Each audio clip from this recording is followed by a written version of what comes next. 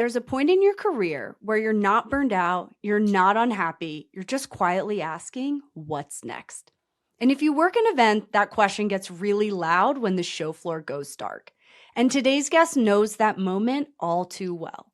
If trade shows were real estate, she'd probably be selling penthouses with naming rights.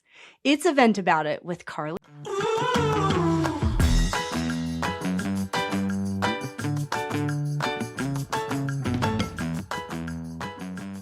Welcome to Event About It. I'm your host, Megan Martin, and tonight's guest has spent her career on the revenue side of the show floor, growing programs, leading teams, and staying close enough to the work to feel all of it. Welcome to the studio trade show, Carly. Hi, I'm so excited to be here. Thanks for having me. So glad to have you as our first guest of 2026. It's an incredible way to start the year and all the conversations. So before we get into all the fun games, you have named yourself a trade show girly. Your Instagram and all the places we find you is Trade Show Carly. So how did you turn your job into basically a full personality at this point? I guess that's the best way to call it, is it is my personality.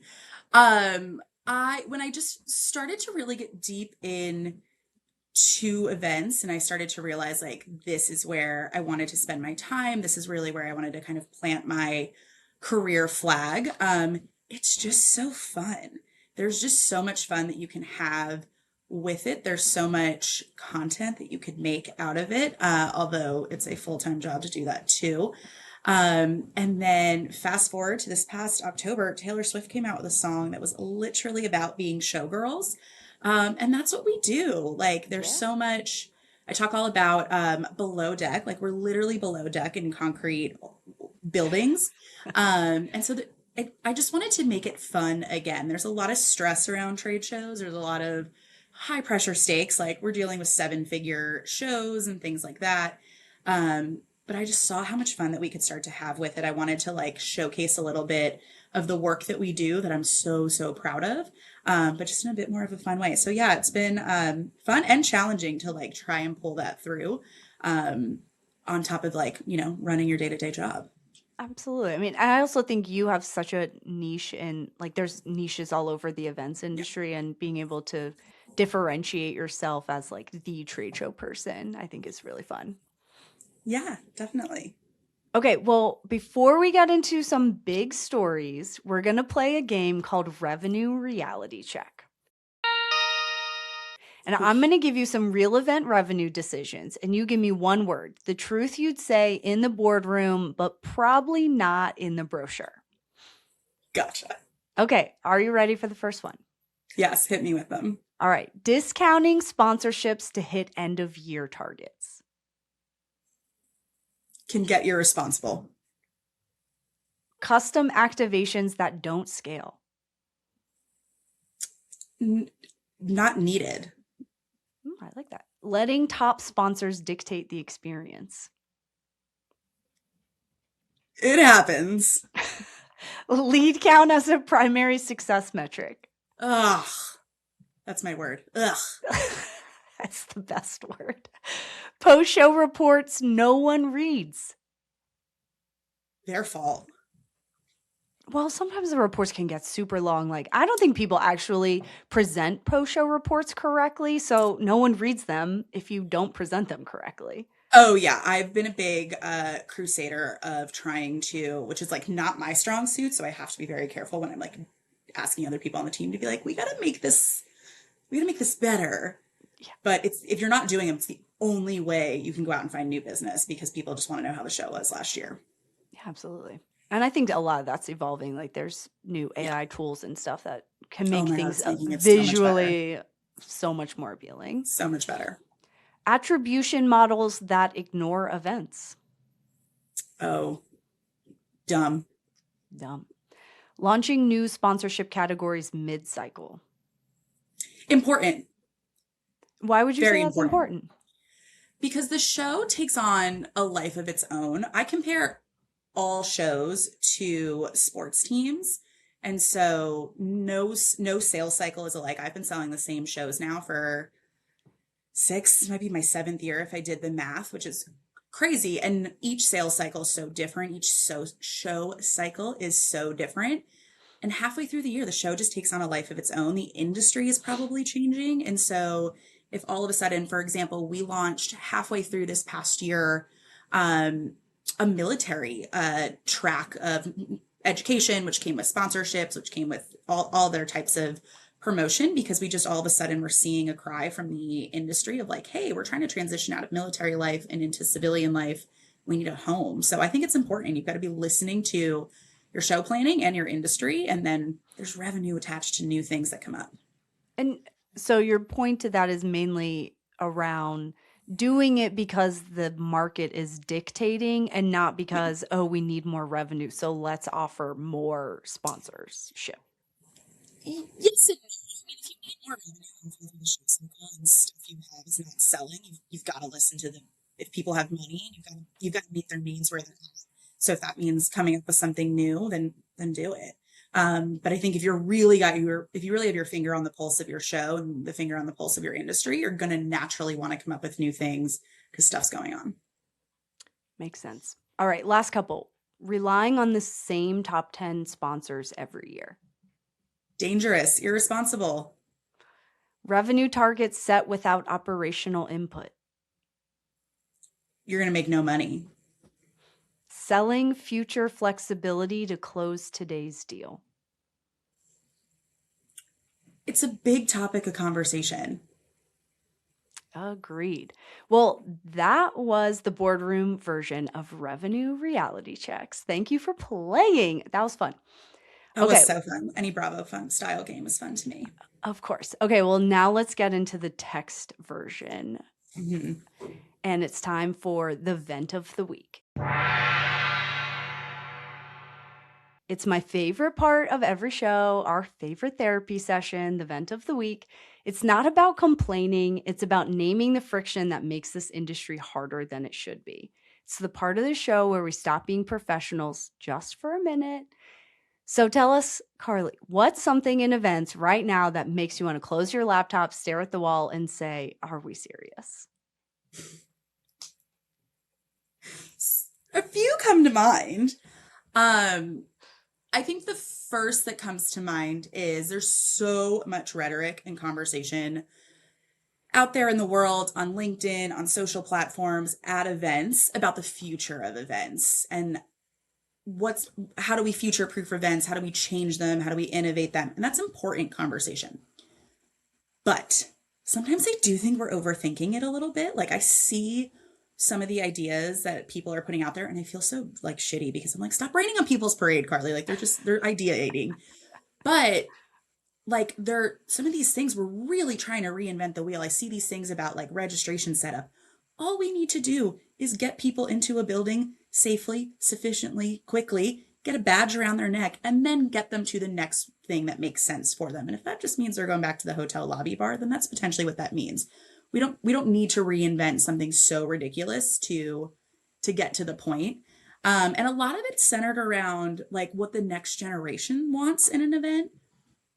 And from what I can see, we're not including that next generation in any part of this conversation. It's a lot of very serious, like very experienced, very seasoned veteran people saying like, who's the next generation of buyers? That's probably mostly millennials stepping into that area if they're not there yet. Potentially some Gen Z. Like I'm not a generational data person, but it's probably that. And then who's the next generation of attendees?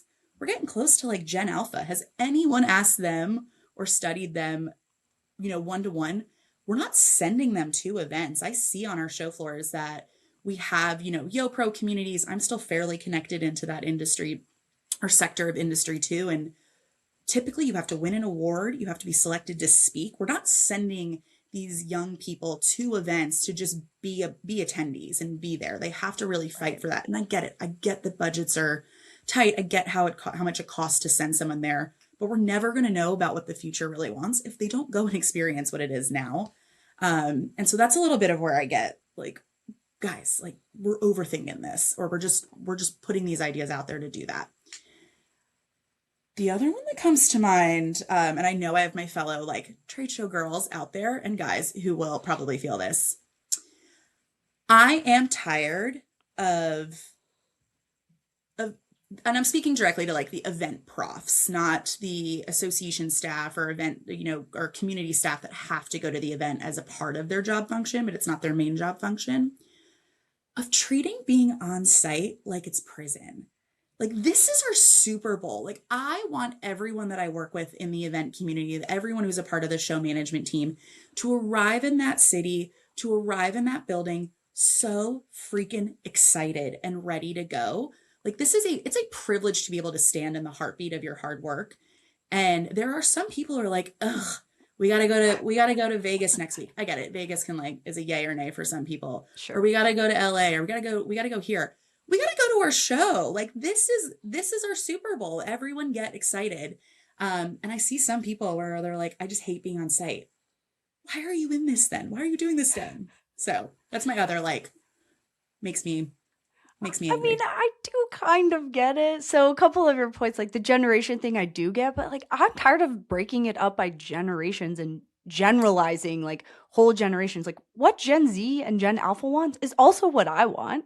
Oh, for Like, and sure. how I approach events. So like, why do we even use generation as like Yeah. a definitive segmentation factor on how we approach audience acquisition or whatever it is? Like, I'm kind of over the whole generation thing. Like, said millennials were lazy as hell, and are we really? No. We can have a So whole separate podcast discussion about how that is the most inaccurate truth I've ever heard in my life. yeah, so that already annoys me too. I'm kind of over the whole Yeah. generation thing, but like I don't how do you get an accountant, like someone who wants to live in their spreadsheets and in their data management and financials to be excited to stand behind registration and like extrovert So for 4 that days? wouldn't be the person that I would like look at and be like, get excited to be here. That'd be the person that I'd like almost check in with and be like, how you doing? Do you need a break type thing?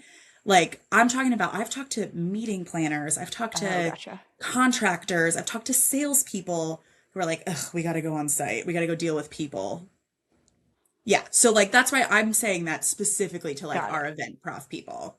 Yeah. Gotcha. Accountants who have to go and deal with the petty cash and that's not your vibe. Like, I get it. And I'm around if you need a quick break and you need to go hide somewhere. Go hide in the press room. Yeah, HR is already like, "Oh god, we have to go to the show again." Yeah, exactly. They have a whole other nightmare to deal with. Totally. Well, sometimes I think we probably need HR on site, and I think a lot of people would say we definitely don't need HR on site. You need to vent about it after dark, and then that's really where you could bring up some of that. Absolutely, I'd probably absolutely. teeter somewhere in between. I would agree. I would agree. Well, those are some great industry events and definitely room for improvement there. So, next up, let's event about it. It's the part of the show where our guest spills the tea on a memorable event moment, whether it was chaos, a near disaster, or a moment where you thought this cannot be my job. We want the story. So take us to an event moment you'll never forget. I have one specifically I want to ask you about, but Yeah. Phil, share first, and then I'll ask you about the event scenario that happened to you that I'm super curious about. Yeah, I would imagine it's probably what my answer is. So I do a lot of events outside to start with. And so I've spent the last 7 years working with the National Business Aviation Association. I do not work for them. I am a contractor for them. But they are some of the most brilliant event designers I've ever seen. And they manage airplanes. Like, we put full on private jets on display. And so that comes with obviously a huge set of challenges. Yeah, I mean, we're not We're talking do convention center booths here. We're talking like No, we are not. We were talking about, like, I think the last jet that was just debuted is about $80 million before you put a seat on it. So I'm totally in the market for one. I'm sure you are too. I mean, Um, I intentionally think I'm afraid to fly private because I will love it so much, yeah, and it's then like I flying won't get to business. do it again, and I'll just be devastated. So, like, at this point, I don't think I want to do it because Yeah. it's gonna be like crack, and I'll just want more, and I can't afford No, it. it's for sure going to be. And people ask me all the time, like, do you get to do it? I'm like, I have been physically on these jets more times than I can count. I've never been on up off the ground, and I don't need to because I'm the same way. I know how bougie I am to start. Like, it's like Yeah. flying business. You'll just never go back. So we're saying Um, private jets, you're not in a convention center, you're renting like airport spaces, runways, like big outdoor venues to hold all these jets. Yeah, and so for a lot of our events, we'll do the convention center and an airport. So we're kind of managing two different event spaces. Um, and I will say, so this particular moment that was just so crazy, I did not have to be the main person to deal with the repercussions of it, although kind of like 6, 7 months later, I was as the salesperson. So I don't want to steal the thunder of the people who were like on the ground in it, but we were in Geneva, Switzerland.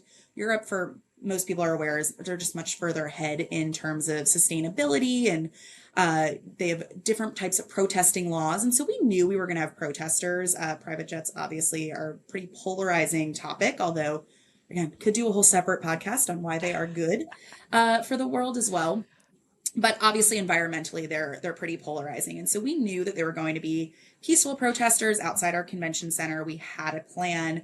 The MBA executives had a great contingency plan for all of that, and like in very classic events, we did have some really actually what I'll call active protesters that actually took over the airport. So for anyone who's been to Geneva, their convention center is attached to an airport, so it actually made it so convenient. Our attendees could flow in and out of things. And protesters did that we were not prepared for take over that airport. We had to shut down our entire event. They had to shut down the entire Geneva International Airport. And for me, it was that moment where we hear all about plans, right? Like you got to plan, you got to have a contingency plan, you have to have a safety plan, you have to have all these plans. And it was me standing there hearing like, oh no, the airport's been taken. Like our, not our worst nightmare because safety was at risk, but we knew that it was going to be okay. But like one of our worst nightmares is happening. And I was like, Yeah, the oh, protesters are like, we're the captain now. oh, for sure. Like if there's video online that you can find that's just, I it's just watched the crazy. But videos, I saw the photos.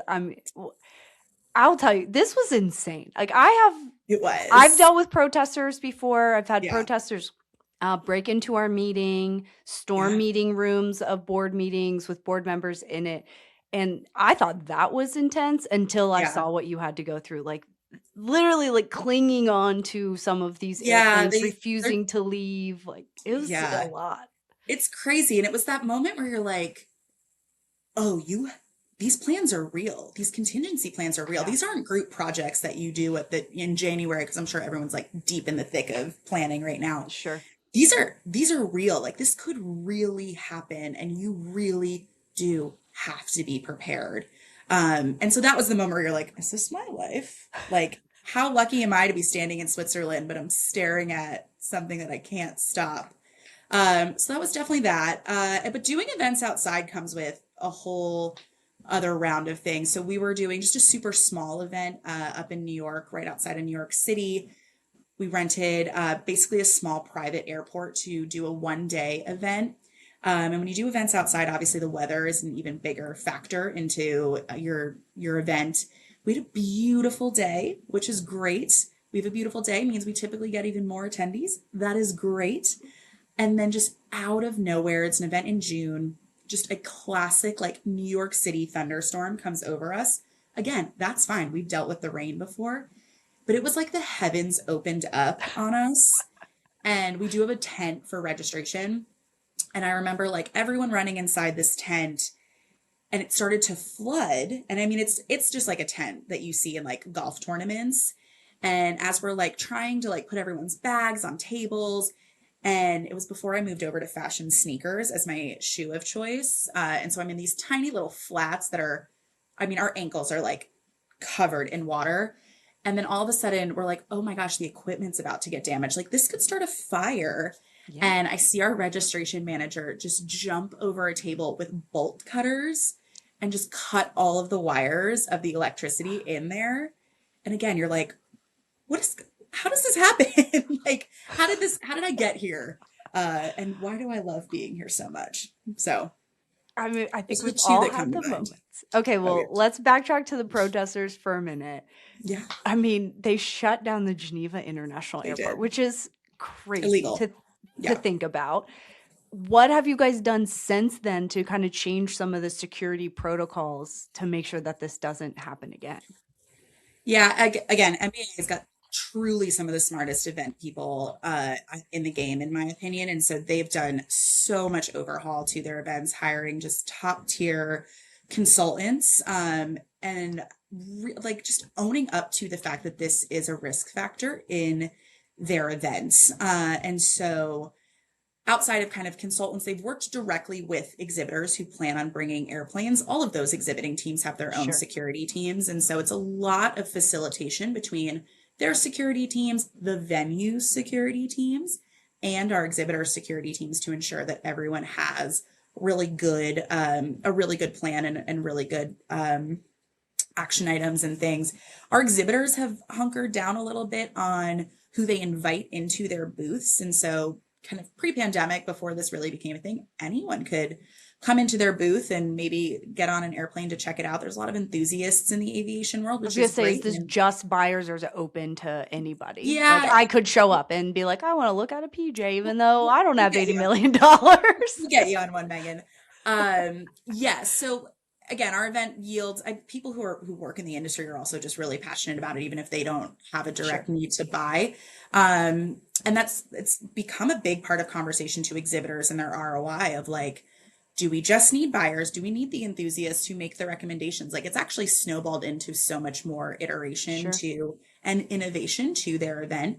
But yeah, lots of different changes to their security. And everyone's just so much more hyper vigilant, and everyone reads the plan now because you know that this could actually happen.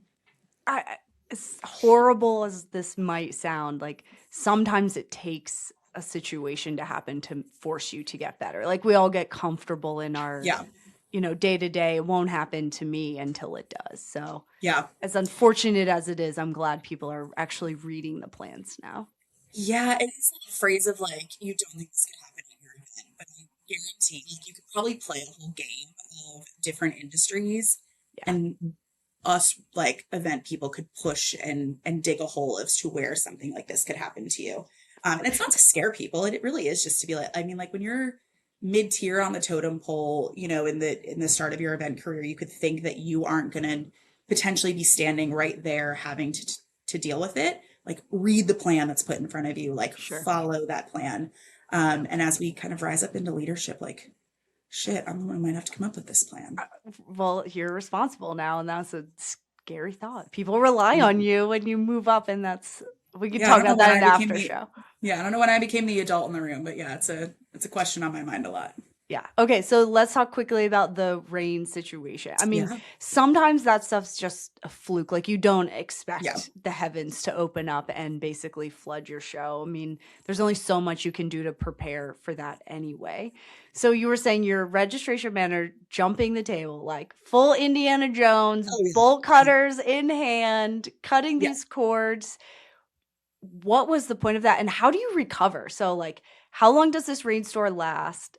Do you recover? Like, how do you get back on track after everyone is scrambling for cover on this rainstorm? The equipment is now not connected because you just bolt cutted all the Because you cords just cut it off. to save Yeah, it. So, like, how do you come back after, let's say it was a 45-minute rainstorm or even 20 minutes, like a Florida yeah. fluke rain? I mean, thankfully in this particular case, it was towards the end of the day, so we were a little bit Okay. like, this is ending. Um, the other thing that helps in the aviation world is most aviation professionals are used to being outside. So they are used to weather playing a very big role in their not only their day-to-day lives, but in going to events. There's a huge event out in Oshkosh, Wisconsin every year that is constantly having weather challenges put in front of it. There's events down in South America that I could list that have had wind issues. So they're a pretty resilient group of people when it comes to stuff like this. But I mean, MBA has had weather challenges all the time. I've seen them have to make really tough decisions to shut down an event before it's even opened, or delay the opening to it, which is so hard. Again, like you Yeah. work so hard, you're so ready to cut the ribbon, and it's just not safe, or it's just not going to be a productive experience for everyone. And so those are really tough decisions. But again, they're when you're an aviation lover, you're typically used to some of that. So, but I've seen it all so far when it comes to weather challenges. Well, those are two pretty crazy stories. So Yeah. thank you for sharing them. And that's all the time we have today. Thanks for joining us for another episode of Event About It, where we turn event mishaps into marketing gold. If you enjoyed the chaos, be sure to subscribe, leave a review, and share this with someone who needs a good laugh. And don't forget to head over to eventaboutitpodcast.com, send us your events and stories to be featured on a future episode. And while you're there, be sure to catch the Event About It after show for Dynamic Dialogue with Carly, where we talk about career plateaus, imposter syndrome, and what it really means to build an identity in one of the only industries where you can physically stand in the heartbeat of your work. Until next time, keep growing, keep laughing, and keep eventing about it.